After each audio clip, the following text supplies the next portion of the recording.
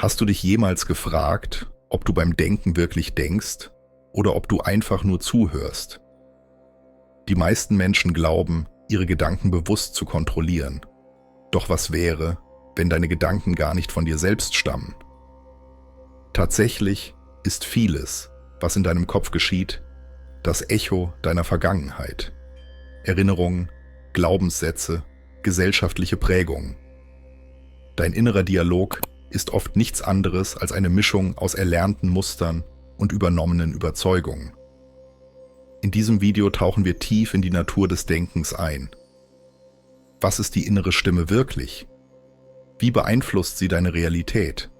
Und vor allem, wie kannst du dich davon befreien, um wahre innere Freiheit zu erreichen? Bleib dran, diese Erkenntnisse könnten deine Sicht auf dein eigenes Bewusstsein für immer verändern. Viele Menschen glauben, dass ihre Gedanken aus ihrem eigenen freien Willen entstehen. Doch was wäre, wenn das, was du als Denken bezeichnest, in Wahrheit ein Zuhören ist? Was wäre, wenn deine Gedanken gar nicht aus deinem bewussten Geist stammen, sondern aus tieferen, unbewussten Schichten? In unserem täglichen Leben ist unser Geist ständig in Bewegung. Gedanken tauchen auf, oft ohne dass wir bewusst entscheiden, woran wir denken. Doch woher kommen diese Gedanken eigentlich? Sind sie wirklich unsere eigenen oder lediglich das Echo vergangener Erfahrungen, erlernten Glaubenssätzen und gesellschaftlichen Prägungen? Die Quelle deiner Gedanken. Woher kommt die innere Stimme?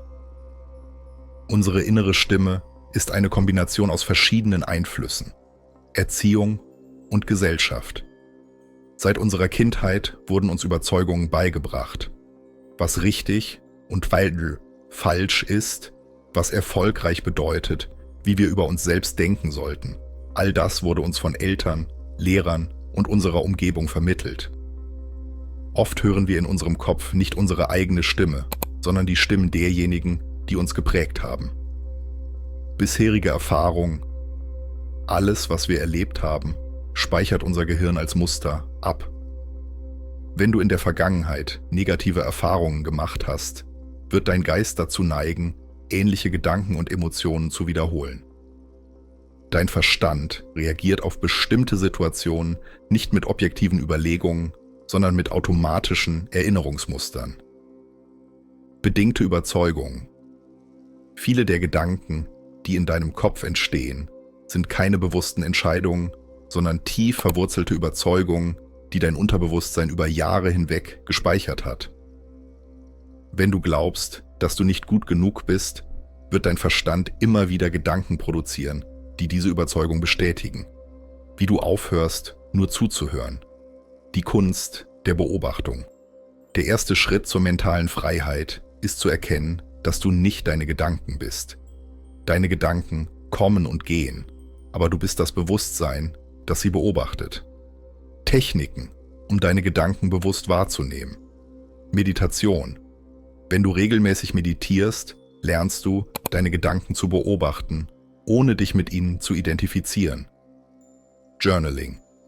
Deine Gedanken aufzuschreiben, hilft dir, Muster zu erkennen und herauszufinden, welche Gedanken immer wiederkehren. Bewusstes Hinterfragen. Frage dich, ist dieser Gedanke wirklich wahr? Oft basieren unsere Gedanken auf alten Überzeugungen, die längst überholt sind. Die Stille suchen. In einer Welt voller Ablenkungen ist es eine Herausforderung, wirklich still zu sein und auf deine innere Stimme zu hören. Doch genau in dieser Stille findest du die Wahrheit über dich selbst. Fazit: Wer bist du ohne deine Gedanken? Wenn du deine Gedanken nicht bist, wer bist du dann? Das Erkennen dieser Frage kann dein gesamtes Selbstbild verändern. Wahre innere Freiheit beginnt, wenn du aufhörst, deine Gedanken als absolute Wahrheit anzusehen und stattdessen beginnst, sie als das zu betrachten, was sie wirklich sind. Bloße mentale Konstruktionen. Im nächsten Abschnitt werden wir untersuchen, wie die Illusion der Kontrolle dein Denken beeinflusst und wie du dich von ihr lösen kannst. Die meisten Menschen leben mit der Überzeugung, dass sie ihr Leben kontrollieren. Wir planen, setzen Ziele, treffen Entscheidungen und denken, dass wir die Kontrolle über unsere Gedanken, Emotionen und unser Schicksal haben. Doch was wäre, wenn das alles nur eine Illusion ist? Die Realität ist oft weit weniger vorhersehbar, als wir glauben. Wir haben nicht einmal vollständige Kontrolle über unsere eigenen Gedanken. Sie tauchen spontan auf, verändern sich und verschwinden genauso schnell, wie sie gekommen sind. Und trotzdem halten wir an der Idee fest, dass wir unser Leben vollständig steuern können. Warum wir Kontrolle als Sicherheit betrachten. Die Idee der Kontrolle gibt uns ein Gefühl von Sicherheit. Wenn wir glauben, dass wir unser Leben unter Kontrolle haben, fühlen wir uns geschützt vor Chaos, Unsicherheit und Angst. Die Angst vor dem Unbekannten. Das Unvorhersehbare macht uns Angst. Wenn wir glauben, dass wir alles unter Kontrolle haben, geben wir uns selbst eine Illusion von Sicherheit. Doch das Leben ist voller Überraschungen und oft können wir nur reagieren, anstatt wirklich zu kontrollieren. Der Wunsch nach Stabilität. Menschen lieben Routinen und Vorhersehbarkeit. Wir erschaffen Strukturen, um unser Leben stabil zu halten. Doch wahre Stabilität kommt nicht durch Kontrolle, sondern durch innere Anpassungsfähigkeit. Das Ego und die Angst vor Kontrollverlust. Unser Ego will glauben, dass wir alles steuern können. Doch je mehr wir versuchen, Dinge zu kontrollieren, desto mehr Widerstand erzeugen wir, was oft genau das Gegenteil bewirkt. Was passiert, wenn wir Kontrolle loslassen? Viele Menschen fürchten sich davor, die Kontrolle aufzugeben, weil sie glauben, dass sie dann hilflos oder schwach wirken. Doch paradoxerweise ist wahre innere Stärke genau das Gegenteil. Anpassungsfähigkeit und Vertrauen ins Leben. Weniger Stress, Kontrollzwang erzeugt mentale und emotionale Erschöpfung. Mehr Gelassenheit. Kontrolle aufzugeben bedeutet, sich dem Fluss des Lebens anzuvertrauen. Kreativität und Freiheit. Wenn du nicht alles erzwingen willst, öffnest du dich für neue Möglichkeiten. Bessere emotionale Balance. Statt Emotionen zu unterdrücken, lernst du, sie bewusst zu erleben. Wie du die Illusion der Kontrolle erkennst und loslässt Techniken, um Kontrolle bewusst loszulassen. Akzeptanz üben. Akzeptiere, dass nicht alles nach Plan verläuft. Lerne, mit Veränderungen zu fließen. Bewusstes Atmen. Atemtechniken helfen, Spannungen zu lösen und den Moment anzunehmen. Meditation. Regelmäßige Meditation zeigt dir, wie flüchtig Gedanken sind. Du bist nicht deine Gedanken. Achtsamkeit im Alltag. Anstatt alles zu planen, sei im Moment präsent und beobachte, was passiert. Fazit: Freiheit beginnt dort, wo Kontrolle endet. Was wäre, wenn die wahre Kraft nicht darin liegt, alles zu kontrollieren, sondern darin, mit dem Fluss des Lebens zu gehen? Die größten Veränderungen passieren oft, wenn wir aufhören, uns an festen Plänen und Erwartungen festzuhalten. Wahre innere Freiheit bedeutet, Kontrolle loszulassen und dem Leben zu vertrauen. Im nächsten Abschnitt erfährst du, wie du mit einer offenen und flexiblen Haltung durchs Leben gehen kannst und wie diese Veränderung dein gesamtes Bewusstsein transformieren kann. Viele Menschen leben entweder in der Vergangenheit oder in der Zukunft. Sie denken an alte Fehler, bedauern vergangene Entscheidungen oder machen sich Sorgen über das, was noch kommen wird. Doch je mehr wir uns auf das konzentrieren, was war oder sein könnte, desto mehr verpassen wir den einzigen Moment, den wir wirklich erleben können. Das Jetzt. Ein offener Geist bedeutet nicht nur, neue Ideen zuzulassen, sondern auch die Kontrolle loszulassen und das Leben so zu akzeptieren, wie es ist. Doch warum fällt uns das so schwer? Und wie können wir lernen, wirklich offen und frei zu leben? Warum wir in unseren Gedanken gefangen bleiben? Unser Verstand liebt Vorhersehbarkeit und Sicherheit. Deshalb hält er uns oft in alten Mustern gefangen. Die Vergangenheit als Maßstab.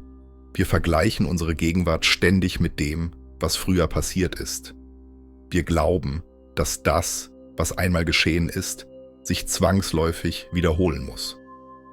die Zukunft als Angstquelle.